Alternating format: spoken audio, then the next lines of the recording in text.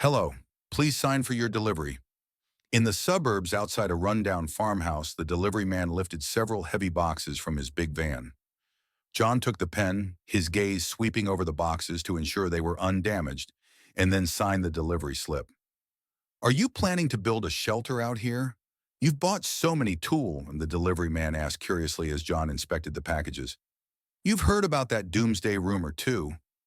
John raised an eyebrow, somewhat surprised. Of course, everyone at work has been talking about it all day. Prices are skyrocketing, and many things are hard to come by. Something must be up if the government's secretly controlling supplies. Maybe the apocalypse really is coming. A hint of unease flashed across the delivery man's face. The end of the world is no joking matter. Ordinary people wouldn't stand a chance. That makes sense, John nodded seriously. But there's no need to worry. If something does happen, the society and government will have our backs. It's not like we won't survive. Let's hope so, the delivery man sighed, his expression still troubled. Maybe the government would step in, but who knows what life would be like then. This was Earth in a parallel universe. All continents were unified under a federal government, and America was no exception. Technology was far ahead of the world John came from. Even controlled nuclear fusion was on the verge of a breakthrough. It was the dawn before the era of interstellar exploration and colonization, but all the promising prospects couldn't overshadow the impending apocalypse. The future of human civilization was a big question mark. After carrying the boxes into the yard one by one, John carefully locked the gate and glanced around. He was in a spacious yard.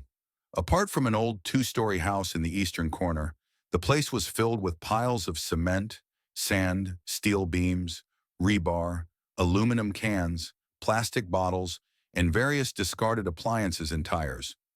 An uninformed outsider would think this was a junkyard, and they'd be pretty much right. Most of the stuff in the yard was what John had purchased wholesale from various recycling centers in the city over the past 2 weeks. He had spent a total of $600,000 in cash. Don't think that's too much. Just the over 3,000 tons of various scrap metal alone made it worth it. No matter how rusty, a pound of iron is still worth 60 or 70 cents. Higher quality rebar can go for over $1 per pound. Being able to buy it all for $600,000 was the result of John's careful budgeting and days of hard work. One house, he mused, exchanged for all this stuff. A surge of emotion rose in John's heart, not sure if it was regret or melancholy. When he transmigrated here over half a month ago, he had been living in a downtown apartment in a major coastal city. That apartment was the only inheritance left to him by his parents in this world. He also had $200,000 from the settlement after their fatal car accident. If not for the impending apocalypse, with the apartment and that compensation money, John could have lived his entire life without working. A carefree existence he could only have dreamed of in his previous life. But there are no ifs in reality. When the Doomsday Survival system that had transmigrated with him activated, and he learned of the approaching end times, John decisively sold the apartment that had been his livelihood. With the money from the sale and the compensation, he hurried to a regular city at higher elevation in the central part of the country, Riverdale, Salt Lake City, Utah. He rented the farmhouse on the outskirts where he now resided, planning to build a shelter on site to face the imminent catastrophe. Still too late, he mused. If only I had transmigrated earlier. Maybe I could have snagged an abandoned underground bunker. That would have been much better than this. John wasn't entirely satisfied with the farmhouse. The ideal location for building a shelter would have been an underground bunker or a cave deep in the mountains. Not only spacious, but also saving most of the construction costs. But unfortunately, when John tried to find such places, these once overlooked spots had either been requisitioned by the government or sold off long ago. He spent over 10 sleepless hours scouring the internet, but couldn't find any suitable location. With no other options, he had to settle for this farmhouse and build the shelter from scratch. It wasn't cheap, but at least the surrounding environment was safe, and the cost of living was low, better than being in a first-tier coastal city. A phone rang. John pulled out his cell phone and answered. "Mr. Smith, your basement construction permit has been approved. I've sent the authorization documents to you via email," came the excited voice of the agent on the other end. Thank you, John replied calmly. Once I confirm, I'll send over the remaining payment. Even in these times, order still prevailed. Even in remote suburbs, digging land to build an underground shelter wasn't something you could just do. You had to obtain government approval first. To get the permit, John not only signed a 20-year lease for the farmhouse, but also paid an additional $5,000 to hire an agent to expedite the process. Fortunately, everything went smoothly and didn't take too much time, just in time for his plans. Pleasure doing business with you. The agent sounded satisfied before hanging up. John continued to carry the remaining packages into the house. In the first-floor living room, on a cleaned wooden table, he carefully opened one of the boxes. Inside, wrapped in layers of bubble wrap, was a pair of mechanical arms about 70 centimeters long. Sturdy materials, flexible joints, he noted with satisfaction after a brief inspection.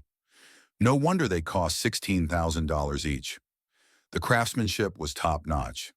But even as he admired them, John couldn't help feeling a bit pained.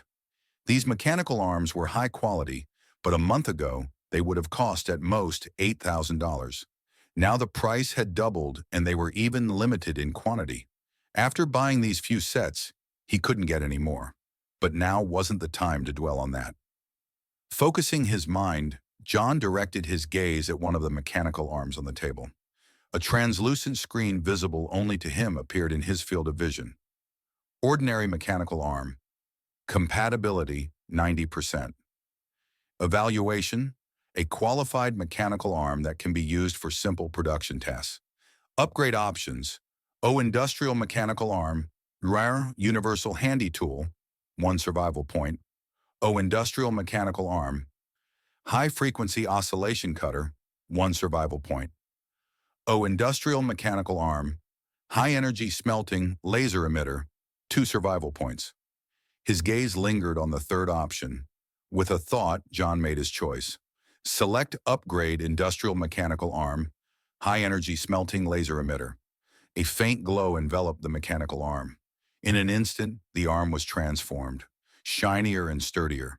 At its end, the original 5 human-like fingers disappeared, replaced by a fist-sized transparent crystal. John knew that this transparent crystal was the biggest change brought by the upgrade, the high-energy smelting laser emitter. He glanced at the system panel. After deducting the cost of the upgrade, he had 14 survival points left. Without hesitation, he opened another package and used survival points to upgrade 2 new mechanical arms along the other 2 upgrade paths. Now that the set of mechanical arms is complete, I should be able to build the universal engineering robot, he said, running his fingertips over the hard metallic shell. Feeling the cold texture transmitted through the metal, an irrepressible excitement and anticipation surged in John's heart, along with a surreal sense of disbelief. After half a month of hard work, he could finally obtain his first piece of high-tech equipment that surpassed current technology. From this moment on, his fate would be entirely different from ordinary people on this planet. He now had the means to bring a shelter from imagination into reality, step by step.